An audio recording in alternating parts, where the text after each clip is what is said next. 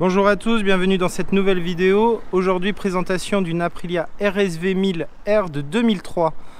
Donc ce sont les dernières RSV de première génération qui sont sorties.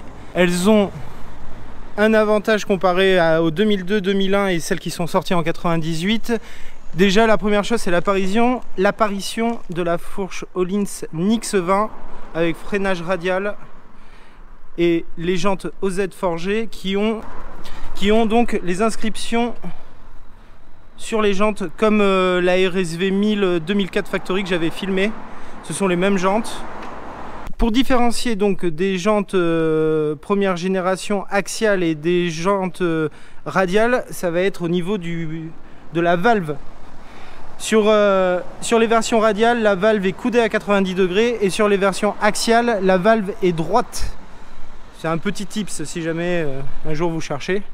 Et donc on a toujours la même chose entre les radiales et les axiales. On n'a pas le même empattement intérieur de jante par rapport aux étriers radiaux qui sont, je pense, un peu plus larges. Là ici, on peut voir qu'il y a les prises d'air forcées qui sont donc ici, qui vont ensuite dans le convoyeur et le convoyeur dans la boîte à air. Au niveau des mètres cylindres de frein et d'embrayage, on reste toujours en Brembo 16 de ce côté-là et en Brembo 12 PS12 de ce côté-là. Donc ça reste la même chose que sur les autres.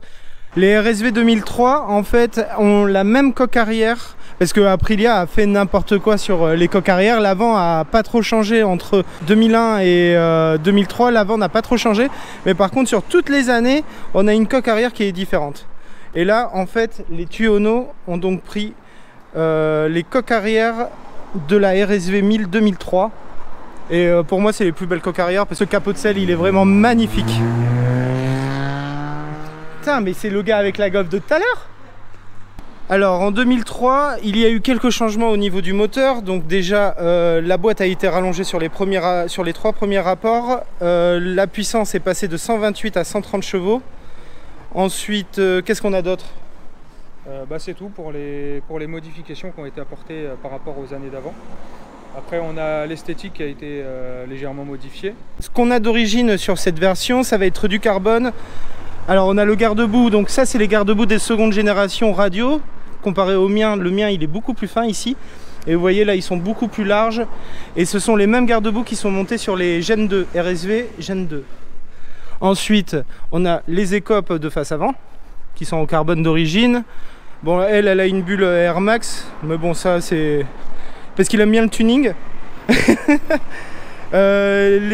On a aussi la casquette de compteur d'origine qui est en carbone. Et on a, comment ça s'appelle ça? C'est extracteur d'air? Ouais, moi j'appelle ça des écopes aussi, écopes carbone pour les ventilateurs. Donc écopes carbone pour les ventilateurs qui sont d'origine. Et après, le propriétaire s'est amusé, il a rajouté cette pièce là en carbone, le cache cadre en carbone et le cache bras oscillant aussi en carbone. Le garde-boue arrière est d'origine. C'est ça. Les caches sous la selle sont d'origine. Ouais. Et le capot de selle c'est une option. Le capot de selle en option. Donc d'origine on n'avait que la selle, hein. Il donnait jamais le capot de selle avec.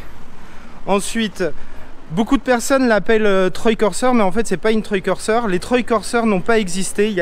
En série limitée il n'y a eu que la Aga et la Edwards, qui elle avait beaucoup plus de différence.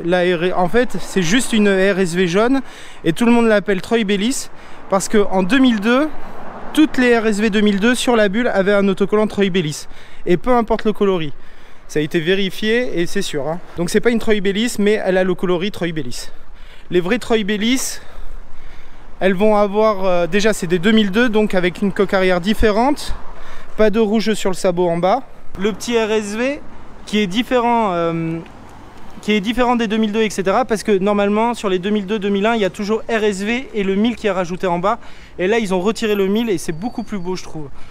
Donc en plus de ça Victor il a rajouté des crash bars ici, il a le guide chaîne à l'arrière et pareil en bas en carbone. Là ici on va avoir les, comment on appelle ça, protège-bottes. Voilà, protège-bottes. Protège-bottes en carbone, ça aussi ça a été rajouté, ce n'est pas d'origine. Support de plaque en carbone aussi. La patte de fixation pour le silencieux. Et là on a le Acra gros volume, donc c'est le modèle gros volume, il y en avait plusieurs. Déjà il y avait la version homologuée Ensuite, tu avais la version, celle-ci en fait partie, non homologuée mais avec chicane. Et après, il y avait encore une version où il n'y avait pas du tout de chicane. Donc celle-là, c'est la version non homologuée gros volume avec chicane. Mais, ah, bah, elle n'est pas là. 31 948. Elle est neuve. En plus de la fourche, de l'amortisseur arrière, les jantes forgées, bien évidemment, il y a l'amortisseur de direction Öhlins. On va avoir quoi d'autre? Après, c'est franchement, principalement, c'est l'avant qui change sur cette moto. C'est tout ce qu'il y a à l'avant. Et les jantes OZ, c'est les plus légères qui est. Je gagne 1 kg par jante. Donc là, on gagne 1 kg par jante avec celle-ci. Ouais. Comparé au Brembo comparé au Brembo d'origine. Hein. Ouais, ouais. Après, sinon, ça reste une RSV comme les autres, hein, si on enlève le Öhlins, etc. Oui. Tu prends une RSV 1000 de 2003, tu vas avoir la même puissance, les mêmes rapports de boîte, tu vas avoir tout qui va être exactement pareil. Hein. Non, enfin la 2003, c'est que sur l'AR où ils ont revu le moteur. Ah bon, c'est que sur l'AR qu'ils ont revu le moteur? Je crois. Donc en fait, ils ont fait comme pour la Factory à partir de 2004 sur les Gen 2. Tu avais une puissance donnée pour les classiques et une puissance donnée pour les Factory. C'est ça. Bon. Et elle n'a pas le moteur avec le magnésium dans les culasses comme la Gen 2.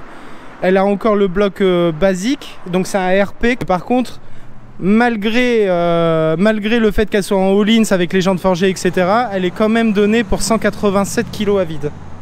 La RSV 1000R existait en 3 coloris en 2003. Ah ben là 183, moi j'ai vu 187. Et 209 en ordre de marche. Et après tu avais 3 coloris, tu avais la jaune, la noire et la gris, gris je sais plus quoi. Non, je crois qu'en 2003 tu as que 2 coloris. Non, tu avais la grise aussi. Non, en 2003 tu as jaune, la noire et la Edwards. Ouais, mais ça c'est la ouais, c'est la Edwards. Ouais. Non, tu as que celle-là. Ah ouais, moi je l'avais vu en gris, ça se trouve. Non mais après c'est... Le gris ça devait être pour l'Angleterre. La RSV classique. Non, c'était avec le Factory et tout, j'ai la photo, je la mettrai. Ah bon? Ouais.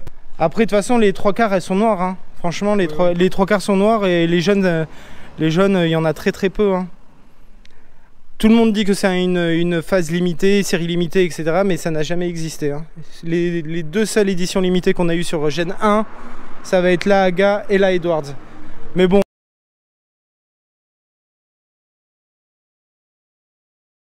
Les deux là, Aga et Edwards, c'est 10 000 € minimum quoi.